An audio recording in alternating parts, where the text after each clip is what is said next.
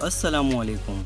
Japan जिसे चढ़ते सूरज की सरजमीन कहा जाता है, आज दुनिया के तरक्की याफ्ता ममालिक में से एक है, जहां हर काम मुकम्मल उसूल और जिम्मेदारी के साथ किया जाता है। थोड़े ही अरसे में कामयाबी का सफर तय करने वाले जापान और इसके बाशिंदों के बारे में हम आपको इस वीडियो में बहुत ही दिलचस्प बातें बताएंगे। दोस्तों, अभी तक अगर आपने हमारे चैनल को सब्सक्राइब नहीं किया तो चैनल को सब्सक्राइब करें और बेल आइकन पर लाजमी क्लिक करें। तो दोस्तों, वीडियो शुरू करते हैं और सबसे पहले आपको बताते हैं, जापान के स्कूलों में रोजाना पढ़ाई शुरू करने से पहले असातिज़ा और तलबा मिलकर स्कूल की सफाई करते हैं। ये सफाई इसलिए की जाती है ताकि बच्चों में सफाई से मोहब्बत पैदा की जाए।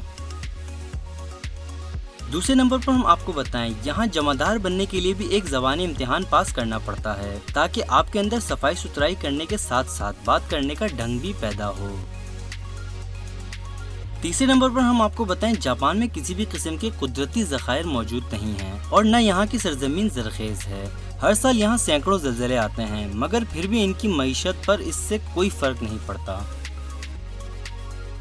चौथे नंबर पर हम आपको बताएं, जापानी लोग ज़्यादातर ट्रेन, रेस्टोरेंट और पार्क्स वगैरह में मोबाइल का इस्तेमाल बहुत कम करते हैं।